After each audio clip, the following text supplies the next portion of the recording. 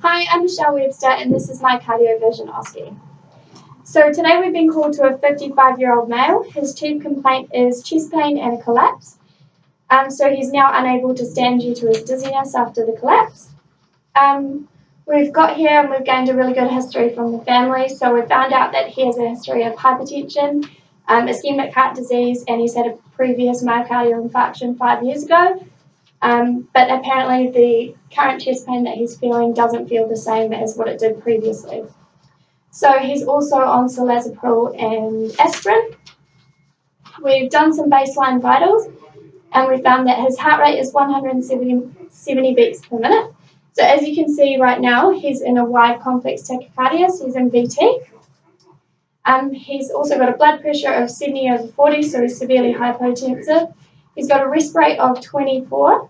His BGL is 7.6 and his temperature is 37 degrees. So after gaining a good history from the family, we can rule out some differential diagnoses. So we've got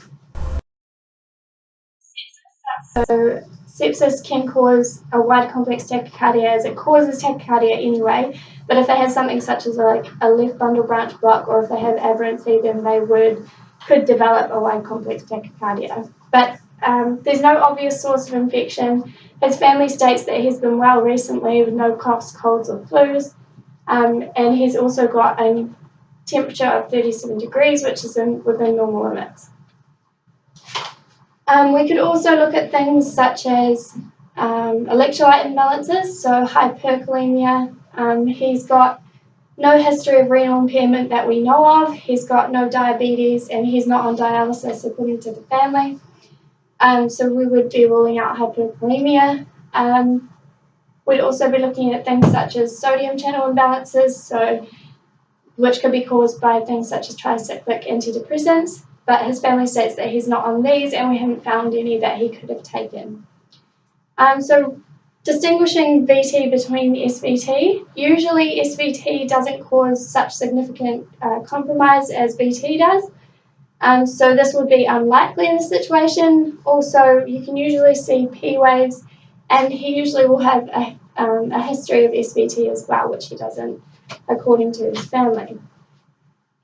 So setting up for cardioversion, we've got a towel underneath the patient's head, just supporting his airway. At the moment, he's supporting his own airway, which is good, but just in case, we've got good positioning. He's in a supine position, which is good.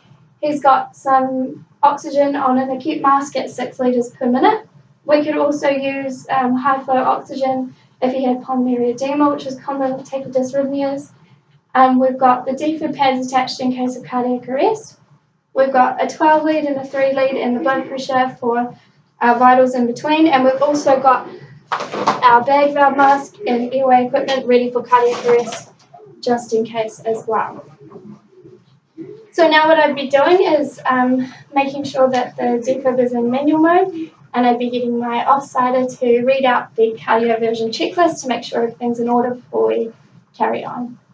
Place pads in either the apex, sternum or anterior-posterior position in addition to ECG electrodes. Yep, so we've got our good placement of the defib pad. Ensure the defibrillator is in manual mode. Yep, so it's in manual mode. Select a lead with a visible R wave and ensure that artifact is minimized. Cool, so we've got a good R wave, and we've also ensured that there's no artifacts. The leads aren't tangled and they're connected properly, and our patient's really still. Select synchronized mode. So synchronized mode. Confirm there is a detection symbol above every QRS complex. Yep, so just wait till this is printed out. Yeah, so we can see a detection symbol above every R wave. Ensure the patient has received adequate sedation if indicated. So in this case, sedation isn't indicated. Within paramedic scope, we only cardiovert somebody if they're severely compromised. So he's severely compromised. He's unable to obey commands. He's severely hypotensive. He's got an increased rest rate, and he looks just generally unwell. So, Peter, can you grab my hand for me? Can you squeeze my hand? So just checking that he's unable to obey commands, and he still is. So he's still severely compromised. Select the joules, charge the defibrillator, and confirm everyone is clear. Alright, so we've got it on max joules at the moment, so we'll charge it up. Is everyone clear? Charging. Press and hold the shock button until the shock is delivered. Alright, shocking. Everyone clear? Cool, shock delivered. Determine the rhythm and the level of cardiovascular compromise. So just printing this out.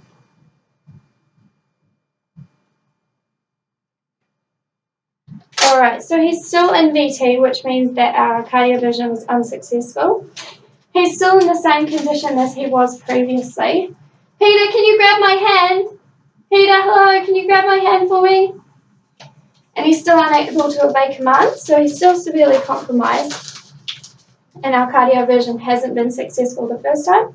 So what we'll do now is, because it hasn't been successful, we'll just recheck his ABCs. So his airway's still patent, he's still breathing, and also his circulation is still the same. He's still got a blood pressure of 70/40.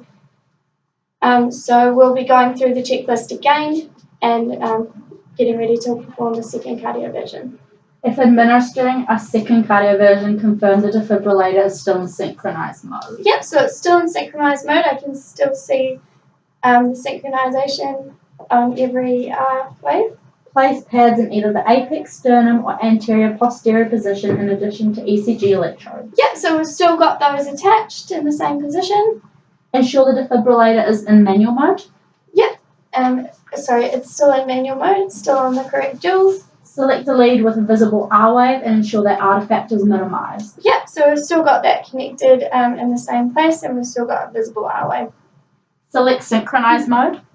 Yep, it's still in synchronized mode. Confirm there is a detection symbol above every QRS complex. Yep, there's still a detection symbol. Ensure the patient has received adequate sedation if indicated. Yep, so again, in this situation, we wouldn't be giving any sedation because he's still severely compromised and unable to obey commands. Select the joules, charge the defibrillator, and confirm everyone is clear. So we're still on 200 joules, charging the defibrillator. Is everyone clear? Yep, so it's charged. Press and hold the shock button until the shock is delivered. Alright, everybody clear? Okay, shock delivered, so I'm just going to put this out. Determine the rhythm and the level of cardiovascular compromise. So he's still in VT, which means that our cardioversion was unsuccessful, once again. So after two shocks, we wouldn't be continuing to shock them. What we'd do now is we'd be looking at loading and going, so we'd be transporting immediately to a hospital, otherwise getting back up from an ICP, so that they could chemically cardiovert. We'd want to meet our backup en route if we were able to as well. Out of scope, if we were quite far from hospital and there were no ICPs available, we could go out of scope, so we could call clinical desk and try to chemically cardiovert ourselves with amiodarone. Also, in the setting of the patient being able to obey commands, and if they did require sedation, we could give 0.5 milligrams per kilo of ketamine, but we would also have to call for clinical approval for that as well. We'd use ketamine because it lowers the risk of hypotension, which is, in this case, when they're severely compromised like this, is really important. We've also got bilateral IV access. One of them would be for medications or drugs if the ICP wants to give those en route, and also our other access is for fluids after our first shocks. So now what we'll be doing is we'll be reassessing, continuing to check vitals, and transporting to the nearest hospital.